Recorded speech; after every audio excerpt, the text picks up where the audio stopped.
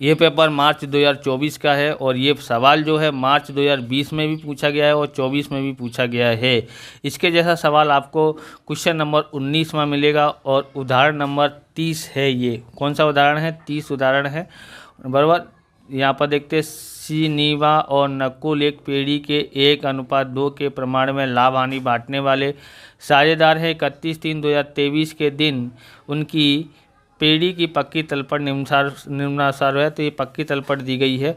उपयुक्त तारीख को उन्होंने रिक्की को नए साझेदार के रूप में प्रवेश दिया है। अन्य विवरण निम्नानुसार निश्चित किया है। पहला है, देनदारों पर डूबत ऋण अनामत 5000 रखना है। तो देनदार पर डूबत ऋण अनामत ये रहा, पर वह यहाँ लिखते हैं हम लोग कितना समायोजन नंबर 1 है। ओके, समायोजन नंबर 1 और देनदार पे समायोजन नंबर 1 है। ओके, ख्याति का मूल्यांकन 36,000 किया गया है। तो यहाँ पर इसको बाद में देखेंगे।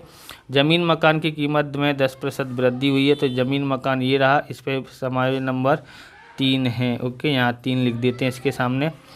यंत्र की बही कीमत उसकी बाजार कीमत की अपेक्षा 25% अधिक है। तो यहाँ ऐसा लग रहा है कि अधिक है, तो यहाँ पर देखना है तुम आपको कि है ना, बही कीमत अधिक है बाजार कीमत से। ओके, तो हमको ज्ञात करना पड़ेगा इसकी क्या कितनी प्रतिशत की वृद्धि हुई है या कमी हुई है, वो ज्ञात करना है। तो यहाँ पर यंत्र पर दिया है समायोजन नंबर 4। सॉल्यूशन करेंगे तब आपको समझाएंगे। स्टॉक की कीमत 10% कम करना है। तो स्टॉक पर दिया गया है 5वां समायोजन। ओके, रिक्की नई पीढ़ी की शुद्ध संपत्ति की 50% रकम पीढ़ी के पेटे और अपने भाग की ख्याति रोकड़ में लाएगा।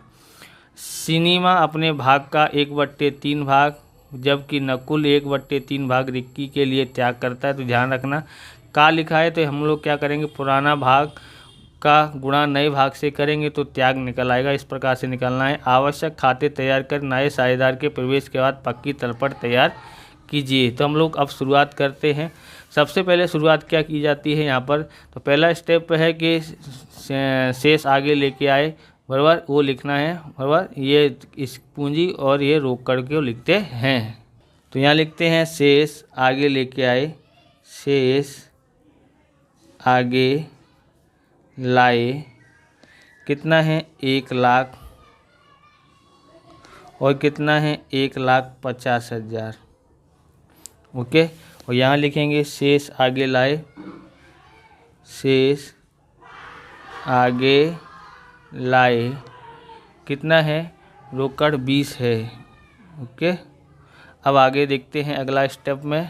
अब एकत्रित लाभ को बांटना है। कौन कौन एकत्रित लाभ है? लाभ हानि खाता दूसरे स्टेप में।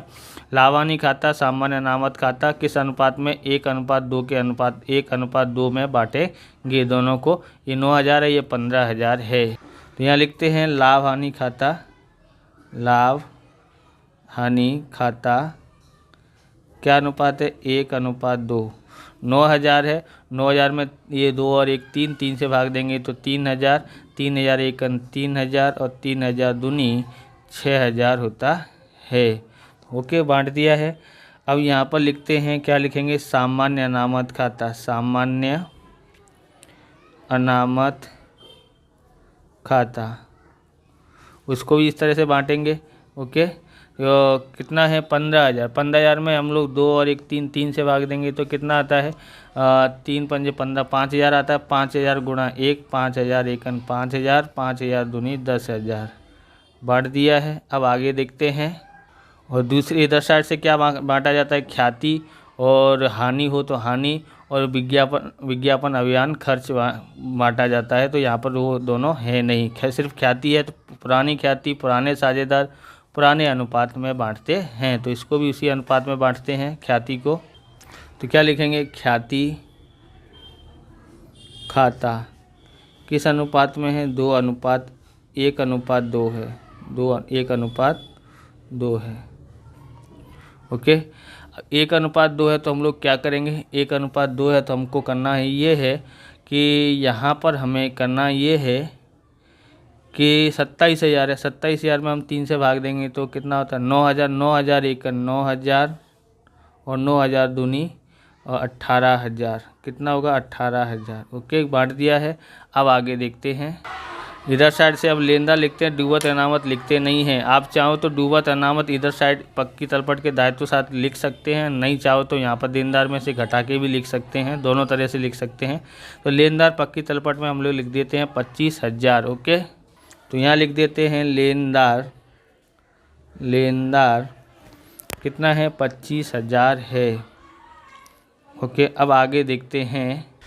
अब ज़मीन मकान का देखते हैं। यहाँ पर ये ख्याति तो हो गया। ज़मीन मकान पर समायोजन नंबर 3 है। क्या है, ज़मीन मकान की कीमत में 10% की वृद्धि करनी है। तो ज़मीन मकान में 10% की वृद्धि करते हैं। फिर आगे देखते हैं, बराबर ज़मीन मकान 1,50,000 का है। तो यहाँ लिखते हैं ज़मीन मकान कितना है, 1,50,000, 1,50,000 प्लस वृद्धि कितना है, 10%। 10% है तो कितना होगा, 15,000। कितना हो जाएगा, 1,65,000 हो जाता है जोड़ेंगे तो। अब ये फ़ायदा हुआ है, बराबर फ़ायदा हुआ तो अपने मूल्यांकन के जमा तरफ लिखते हैं। तो यहाँ लिखते हैं ज़मीन मकान खाता कितना है, 15,000 है। ओके, अब आगे देखते हैं। अब यह यंत्र पर समायोजन नंबर 4 है। क्या दिया, यंत्र की वही कीमत बाजार कीमत की अपेक्षा 25% अधिक है। किसकी अधिक है, तो देखो अधिक है वही कीमत की 25% बाजार की से। तो इसका सॉल्यूशन कैसे करते हैं तो देखिए ध्यान से। तो यहाँ लिखते हैं यंत्र की गणना बराबर पहला है।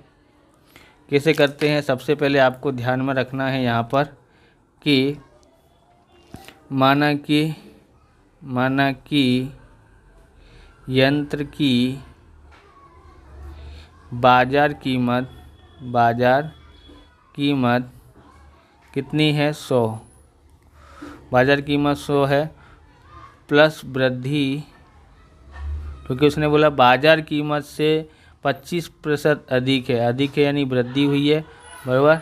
तो कितना हो गया, तो ये हो गया 125। ओके, तो ये क्या, ये हमारी बही कीमत आई है। बही कीमत हमको क्या ज्ञात करना है, बही कीमत ज्ञात करना है। तो बाजार कीमत दी हुई है। ओके, तो हमको यहाँ पर देखेंगे बही कीमत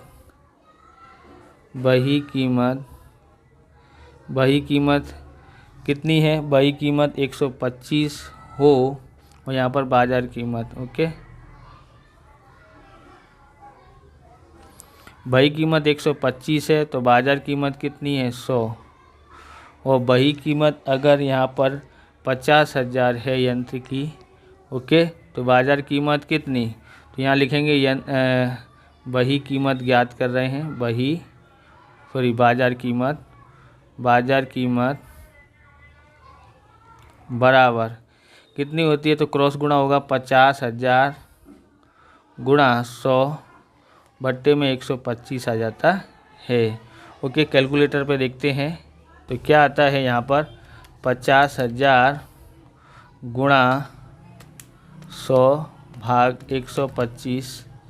ओके, कितना आता है, आएगा हमारे पास 40,000। कितना है, 40,000। ओके, तो कितना हुआ, कमी हुई है। यहाँ लिखेंगे कमी कितने की हुई है, 10,000 की कमी हुई है। तो अब यहाँ पर लिखते हैं यंत्र। ओके, यहाँ लिखेंगे यंत्र कितना है, 50,000 का। और यहाँ लिखते हैं कमी कितनी हुई है, 10,000 की। तो कितना रह गया, 40,000 का रह गया है। तो कमी हुई है तो नुकसान हुआ पुनः मूल्यांकन के उधार तरफ लिखते हैं। यहाँ लिखते हैं यंत्र खाता कितनी कमी हुई है, 10,000 की कमी हुई है। ओके, तो आप इस प्रकार के वीडियो देखना चाहते हैं तो डिस्क्रिप्शन में आपको प्लेलिस्ट मिल जाएगी अलग अलग विषय की, अकाउंट और स्टेट के अलग अलग चैप्टरों की, वहां से आप देख सकते हैं। चैनल पर नए, चैनल को सब्सक्राइब करना, क्योंकि हम इस प्रकार के वीडियो आपके लिए बनाते रहते हैं। आगे देखते हैं हम यहाँ पर स्टॉक पर समायोजन नंबर 5 है। तो स्टॉक की कीमत 10% कमी करना है, तो स्टॉक का हम लोग कर लेते हैं। तो यहाँ लिखते हैं स्टॉक कितने का है, स्टॉक तो 20,000 का है। ओके, और यहाँ पर कमी करने के लिए बोला 10% कमी, तो यानी कितना हो जाएगा 2000 होता है 10%। ओके, तो यहाँ पर कितना रह जाएगा 18,000 रह जाता है। ओके, कमी है तो क्या लिखेंगे उधार तरफ पुनः मूल्यांकन के। तो यहाँ लिखते हैं स्टॉक खाता, स्टॉक खाता कितना है 2000 है। ओके, अब यहाँ पर देखोगे देनदार है 30,000, तो यहाँ पर समायोजन नंबर 1 देनदारों पर डूबत ऋण अनामत 5,000 रखना है। पहले से ही 8,000 है रखना है, अब कम रखना है तो 5,000 बराबर। तो 3,000 का फ़ायदा हुआ, 3,000 को फ़ायदा हुआ है तो हम लोग यहाँ पर देनदार में से 5,000 घटा देते हैं और पुनः मूल्यांकन में 3,000 लिखते हैं। इसको दूसरी तरह से भी लिख सकते हैं, क्या लिखेंगे देनदार को पूरा पूरा लिख दो और यहाँ पर डूबत ऋण अनामत 5,000 लिख दो पक्की तलपट में। ऐसे भी लिखा जाता है, पर हम लोग क्या बोलते हैं उदाहरण की तरह नहीं लिखते हैं, मतलब ज़्यादातर लोग लिखते हैं उस तरह से लिखते हैं। ओके, तो हम यहाँ पर देखेंगे यहाँ पर 8,000 था, यहाँ पर 5,000 रखना है यानी 3,000 का फ़ायदा हुआ है तो पुनः मूल्यांकन के जमा तरफ लिखते हैं, पर देनदार का पूरा लिख देते हैं। फिर साथ में लेनी हुंडी 10,000 भी लिख देते हैं। ओके, यहाँ लिखते हैं देनदार, देनदार कितने हैं 30,000 के देनदार हैं, माइनस डूबत ऋण अनामत 5,000 कितना हो जाएगा यहाँ पर तो 25,000 हो जाता है। ओके, ये डूबत ऋण अनामत यहाँ लिखना है तो यहाँ भी लिख सकते हैं, यहाँ पर 30,000 पूरा लिखना हो तो लिख सकते हैं। ओके, अब हमको क्या करना है, हमको क्या लिखना रह गया है लेनी हुंडी, तो लेनी हुंडी भी लिख देते हैं। लेनी हुंडी कितने की है 10,000 की, तो 10,000 लिख देते हैं। और डूबत ऋण अनामत में कितने का फ़ायदा हुआ है 8,000 थे पक्की तलपट में, 5,000 है तो 3,000 का फ़ायदा हुआ, 3,000 का फ़ायदा हुआ तो पुनः मूल्यांकन के जमा तरफ यहाँ लिखते हैं डूबत ऋण अनामत कितना हुआ है तो 3,000 का फ़ायदा हुआ है। ओके, तो यहाँ पर समायोजन हो गए हैं। ये ख्याति का मूल्यांकन 36,000 किया गया, जब त्याग मालूम होगा तभी हम लोग पता लगा सकते हैं। तो यहाँ पर है ये इसको सबसे लास्ट में किया जा सकता है, पहले ये करेंगे सीनीवा अपने भाग का 1/3 भाग, इस का लिखा हो तो हम लोग पुराने भाग का गुणा नए भाग से करेंगे तो दोनों का त्याग निकल आता है, तो हम लोग त्याग ज्ञात कर लेते हैं फिर आगे गणना करेंगे। अब दूसरी गणना कर रहे हैं किसकी, त्याग की गणना। ओके, त्याग की गणना करते हैं। अब यहाँ पर देखोगे तो यहाँ पर किसका किसका है सीनीवा और नकुल का पुराना भाग या प्रमाण 1:2 है। ओके, अब यहाँ पर देखेंगे शिवानी का त्याग ज्ञात करेंगे। शिवानी का त्याग बराबर, यहाँ पर त्याग लिखना हो तो क्या होगा इस सूत्र में पुराना भाग गुणा नया भाग। ओके, पुराना भाग कितना है, पुराना भाग है 1/3, 1/3। ओके, 2 और 1 3, 1/3 हुआ। और नया कितना है, तो नया वो करेगी कांगया 1/3 भाग, तो 1/3, 3 1 एकन 1 और 3 3 9, कितना हुआ 1/9। ऐसे ही नकुल का त्याग, इसका कितना है 2/3 और त्याग कितना करते हैं 1/3, 2 एकन 2 और 3 3 9 बराबर। सीनीवा और नकुल का त्याग का प्रमाण कितना है, तो 1:2 है। ओके, 1:2 है। अब हम लोग आगे देखेंगे, अब ज्ञात करेंगे ख्याति की। ओके, ख्याति की गणना, ख्याति की गणना कैसे कर सकते हैं तो देखेंगे किसकी ख्याति ज्ञात करेंगे हम लोग, रिक्की की। तो रिक्की की ख्याति। रिक्की की ख्याति कब ज्ञात की जा सकती है? बराबर जब यहाँ पर लिखेंगे ख्याति का मूल्यांकन, ख्याति का मूल्यांकन गुणा रिक्की का भाग, रिक्की का भाग। अब रिक्की का भाग तो हमने ज्ञात ही नहीं किया, तो यहाँ लिखते हैं रिक्की का भाग। ओके, रिक्की का भाग ज्ञात करेंगे तो दोनों का त्याग देखते हैं। इसका है 1/9 और इसका है 2/9। कितना होता है? 3/9, मतलब 3 1 3, 3 3 9, 1/3 भाग। ख्याति का मूल्यांकन समायोजन नंबर 2 में दिया है, कितना है? 36,000 है। 36,000 गुणा इसका भाग कितना? 1/3। 3 से भाग देंगे, 3 1 3, 3 दूनी 6, 12,000 रुपये होता है। बराबर। अब ये ख्याति लेके आया तो रोकड़ में लेके आया, ऐसा बोल रहा है। बराबर। क्या बोल रहा है कि जो ख्याति है वो किस में लेके आएगा? रोकड़ में लेके आएगा। तो रोकड़ में लेके आएगा तो कैसे करेंगे हम लोग? रोकड़ खाते उधार और रिक्की की पूंजी खाते का। ओके, और हम लोग दोनों में लिखते हैं, पूंजी खाते में और रोकड़ खाते में लिखते हैं। सबसे पहले रोकड़ खाते में लिखते हैं ख्याति का प्रीमियम खाता। कितना है? तो 12,000 था। कितना था? 12,000 था। ओके, लिखेंगे ख्याति के प्रीमियम खाता। ओके, दोनों को बंटवारा करेंगे त्याग के अनुसार में। त्याग का अनुपात कितना था? 1:2 था। ओके, त्याग का अनुपात कितना था? 1:2 था। उसके अनुसार बांटेंगे इसको 12,000 को। तो 12,000 में हम लोग 2 3 से भाग देंगे तो 4,000, 4,000 1 4,000 यहाँ पर आएगा, और 4,000 दूनी 8,000। तो ये हमने ख्याति बंटवारा की। 2 एंट्री करते हैं, ख्याति रोकड़ में लेके आए तब, तो कि रोकड़ खाता उधार और ख्याति का प्रीमियम खाता। दूसरी क्या करते हैं? ख्याति का प्रीमियम खाता उधार और दोनों भाग, श्रीनिवास का पूंजी खाता और नकुल का पूंजी खाता, इस तरह से लिखा जाता है। अब सिर्फ यही बाकी रह गया है कि रिक्की नई पीढ़ी की शुद्ध संपत्ति की 50% रकम पूंजी पेटे लाएगा। तो हमको क्या करना पड़ेगा? शुद्ध संपत्ति निकालना पड़ेगा। उसमें क्या कुल संपत्ति में से कुल दायित्व तो घटा देते हैं तो हमको शुद्ध संपत्ति आ जाती है। दोनों का बराबर, दोनों के बराबर में ये अकेला लेके आएगा।